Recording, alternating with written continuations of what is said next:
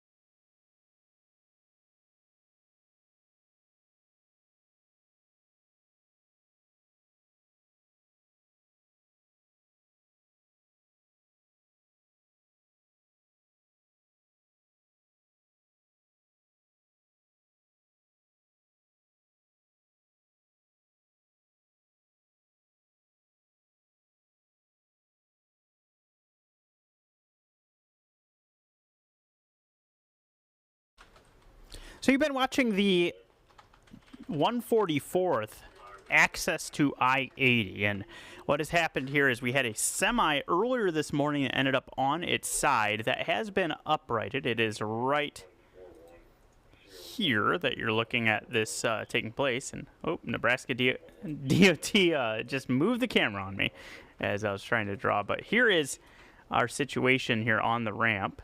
Still moving the camera. I should probably stop drawing while they're trying to move the camera, but this is our ramp, and you can see that there is traffic moving through here. It is traffic that is coming in from the south, coming in this way. You can get onto that ramp. However, northbound or southbound traffic, I should say, cannot get on to the ramp. It is currently blocked right here. You cannot get onto that ramp from southbound 144th or Highway 50, if you will. So what that's meaning for anyone who's trying to travel through this area is that you are looking at big delays trying to get southbound to that area as people get there and then realize, oh wait, I can't get onto the interstate here. And those delays just continue to build at this time. So we zoom out a little bit. You can see that you're looking at estimated speeds on that stretch of 144th that are down into the single digits, basically a parking lot that goes from the entrance ramp at I-80 eastbound back to Harrison. So I would avoid this area if you can, if you're trying to head southbound. Your best option is probably to use this Giles entrance instead to get to eastbound I-80. You can see it is a little slow, but it is moving a lot better than what you've got there as you're trying to get to the 144th interchange, and you can actually use that entrance ramp.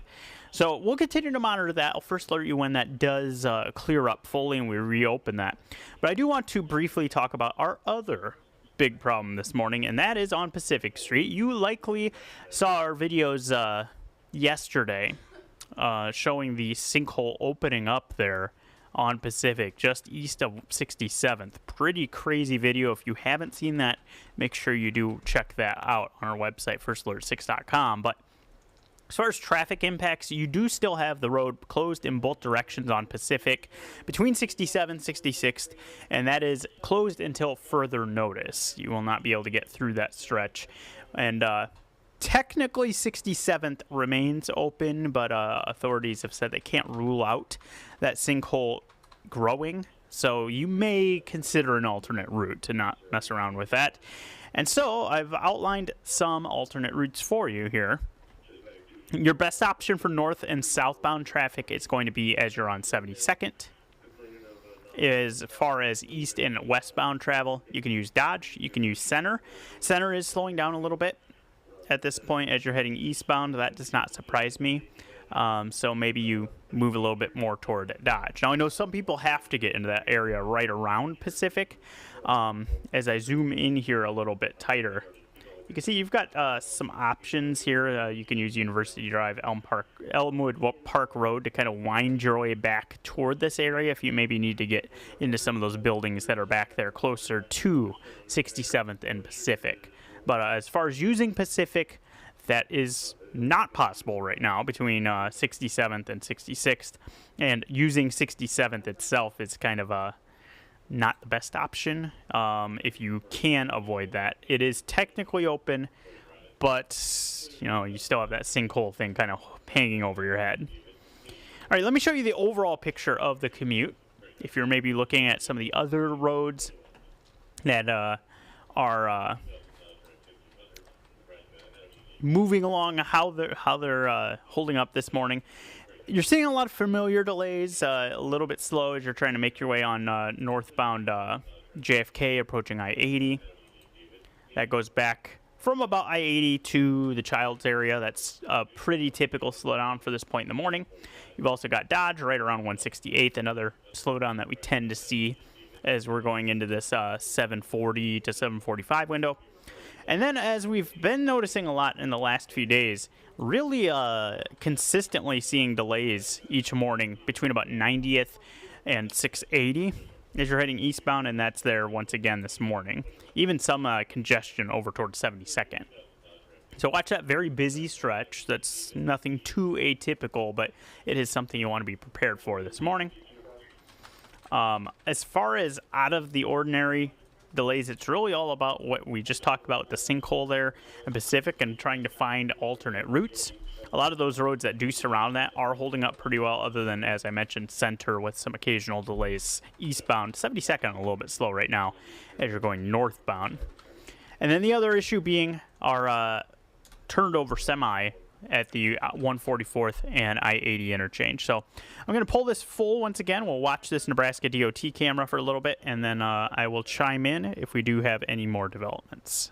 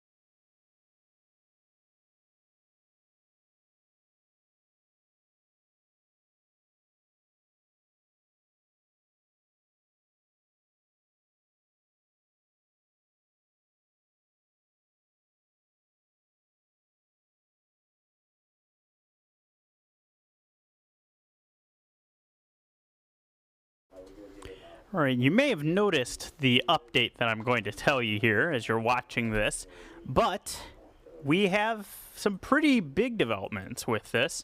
We already could access this ramp from the south and turn on to eastbound I-80, but now, if you watch closely, you're going to notice these vehicles right by this arrow I just drew are turning onto the ramp. That ramp has reopened for southbound travel from Highway 50 or 144th, if you will, to get to eastbound I-80. So everything has opened up. The semi is over on the shoulder, so just watch the left shoulder. Still busy seeing there on the shoulder, but all the lanes of the ramp, all the lanes on 144th to get to I-80 have opened up.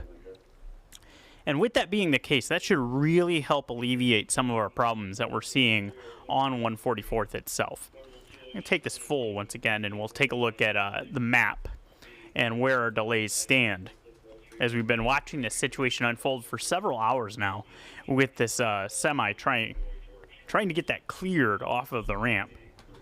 And as we zoom out a little bit here, you're going to notice that we do still have delays that stretch back to Harrison at this point, and that's probably going to take a little time to clear that up some. So if you're heading this direction and you'll be there in the next 5 to 10 minutes, still probably going to want to prepare for things to be quite slow as you're heading toward I-80 from the north. But that should gradually improve now that we have all the lanes opened back up on that ramp. From the south, it is a little bit slow as well. Nothing too major, but just a little bit of some lingering delays there as well. So, good news, again, we have seen everything open back up after that earlier crash there on the ramp from 144th to I-80. There's another look at the scene.